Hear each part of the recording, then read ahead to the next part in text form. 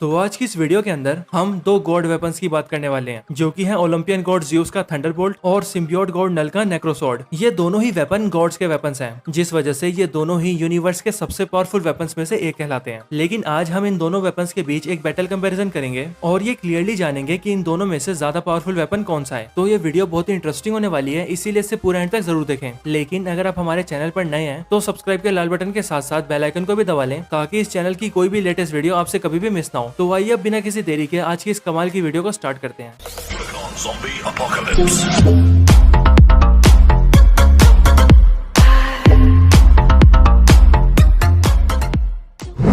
तो सबसे पहले बात करें नेक्रोसॉर्ड की, तो नेक्रोसॉर्ड का पूरा नाम ऑल ब्लैक नेक्रोसॉर्ड है, जिसे क्रिएट किया था सिम्बियोट्स के गॉड नल ने। नल वो कॉस्मिक एंटिटी है जो कि यूनिवर्स के क्रिएशन के भी पहले से एग्जिस्ट करता है। ये वो वक्त होता है जब यूनिवर्स में कुछ भी नहीं होता सिवाय डार्कनेस के, और उसी डार्कनेस को रूल करता है नल। लेकिन एक दिन कुछ सेलेस्टियल्स यूनिवर्स में क्रिएशन करना स्टार्ट कर देते हैं और यूनिवर्स की डार्कनेस को मिटाने के लिए लाइट को क्रिएट करते हैं। पर नल को ये सब देखकर गुस्सा आ जाता है और वो अपनी शैडो में हाथ डालकर एक स्वॉर्ड निकालता है और उस स्वॉर्ड से एक सेलेस्टियल के सर को काट देता है। और फिर नल अपनी उसी स्वॉर्ड का नाम रखता है ऑल ब्लैक नेक्रोसॉर्ड। ऑल ब्लैक नेक्रोसॉर्ड नल के द्वारा क्रिएट किया गया पहला सिम्बियोट है, और इसी स्वॉर्ड ने आगे चलकर बाकी के सिम्बियोट्स को भी क्रिएट किया है। नल नेक्रोसॉर्ड को अपने प्राइमरी वेपन के तौर पर यूज करता है, और इसी नेक्रोसॉर्ड का यूज करके नल यूनिवर्स के सारे क्रिएशन को खत्म करना चाहता है और पूरे यूनिवर्स में एक बार फिर से डार्कनेस लाना चाहता है। नेक्रोसॉर्ड कोई नॉर्मल वेपन नहीं है, क्योंकि इस वेपन की खुद की कॉन्शियसनेस भी है, और इस वेपन को इसका यूजर अपने माइंड से भी कंट्रोल कर सकता है। नेक्रोसॉर्ड जब अपना यूजर चुनता है तब वो अपने यूजर की बॉडी से बॉन्ड हो जाता है, जिसके बाद वो अपने यूजर को सुपर ह्यूमनली बहुत पावरफुल बना देता है, और उसकी प्रोटेक्शन के लिए उसे एक सिक्योरिटी लेयर भी प्रोवाइड करता है। नल ने जब नेक्रोसॉर्ड को यूज करना स्टार्ट किया तब नेक्रोसॉर्ड अपने क्रिएटर नल की बॉडी से ही बॉन्ड हो जाता है और उसकी बॉडी पर एक ब्लैक कलर के सिम्बियोटिक आर्मर को फॉर्म कर देता है, जो आर्मर नल को हर अटैक से प्रोटेक्ट करता है। और ऐसे ही आगे चलकर जब नल गौर के प्लेनेट पर आ गिरता है और उसके नेक्रोसॉर्ड का एक पार्ट गौर को मिल जाता है, तब नेक्रोसॉर्ड का वो छोटा सा पार्ट गौर की बॉडी से बॉन्ड होकर उसकी बॉडी को भी एक सिम्बियोटिक आर्मर प्रोवाइड करता है। और बेशक से एमसीयू के अंदर हमें नेक्रोसॉर्ड का ऐसा कोई आर्मर तो नहीं दिखाया गया है, लेकिन ये जरूर बताया गया है कि जब तक नेक्रोसॉर्ड गौर को अपना विल्डर मानेगा तब तक वो गौर को कुछ भी नहीं होने देगा। नेक्रोसॉर्ड इतना पावरफुल वेपन है कि वो अपने यूजर के मन मुताबिक अपनी शेप को चेंज भी कर सकता है, और अगर चाहे तो किसी दूसरे वेपन में भी फॉर्म हो सकता है।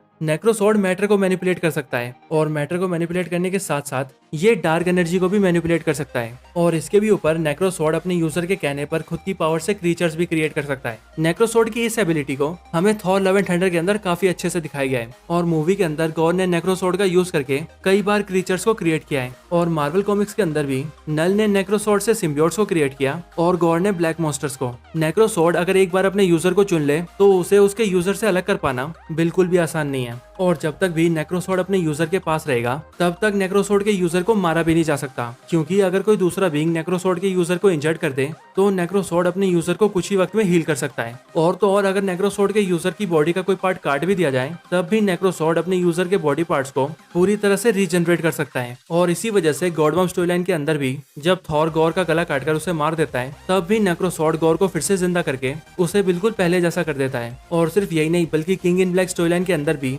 जब गॉड वेनम नल की बॉडी से पूरे नेक्रोसॉर्ड को अलग कर देता है तब जाकर ही वो नल को खत्म कर पाता है।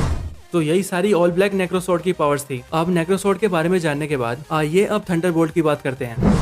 तो Thunderbolt weapon Olympian God Zeus का प्राइमरी वेपन है, जिसे ज़्यूस अपने मन मुताबिक कंट्रोल कर सकता है और जैसे चाहे वैसे यूज कर सकता है। ज़्यूस के थंडरबोल्ट वेपन को क्रिएट किया है साइक्लोप्स ने, क्योंकि मार्वल कॉमिक्स के अंदर ज़्यूस का फादर क्रोनक्स तीनों साइक्लोप्स को कैद कर लेता है और उन्हें अपने पास बंदी बनाकर रख लेता है, जिसके बाद आगे चलकर ज़्यूस तीनों साइक्लोप्स को आजाद कर देता है। और फिर ज़्यूस को शुक्रिया अदा करने के लिए साइक्लोप्स थंडरबोल्ट वेपन को फोर्ज करते हैं और उसे ज़्यूस को सौंप देते हैं। थंडरबोल्ट पूरे ओलंपस का सबसे पावरफुल वेपन है, और इस वेपन की ट्रू पावर्स तो इतनी ज्यादा है कि इस वेपन का यूज करके कॉस्मिक एंटिटीज तक को मारा जा सकता है। थंडरबोल्ट वेपन लाइटनिंग को प्रोड्यूस कर सकता है, लाइटनिंग को चैनल कर सकता है और पावरफुल लाइटनिंग अटैक्स भी कर सकता है। और थंडरबोल्ट से प्रोड्यूस होने वाली लाइटनिंग इतनी पावरफुल होती है कि उसका सिर्फ एक ही लाइटनिंग अटैक एक पूरे माउंटेन तक को डिस्ट्रॉय कर सकता है। God of the sky Zeus अपने वेपन थंडरबोल्ट का यूज करके सारे गॉड्स की प्रोटेक्शन करता है और थंडरबोल्ट से उन एंटिटीज का सामना करता है जो कि गॉड्स के खिलाफ होते हैं और उन्हें मारना चाहते हैं। यह थंडरबोल्ट वेपन क्लोज कॉम्बैट्स में भी काफी असरदार है, और अगर इसका यूज करके किसी से क्लोज कॉम्बैट फाइट की जाए तो ये थंडरबोल्ट थंडरबोल्ट अपने एनिमी पर काफी भारी पड़ सकता है। Thor love and thunder movie के अंदर भी हमने वैल्करी को थंडरबोल्ट का यूज करके गॉर से क्लोज कॉम्बैट फाइट करते हुए देखा था और वैल्करी थंडरबोल्ट की हेल्प से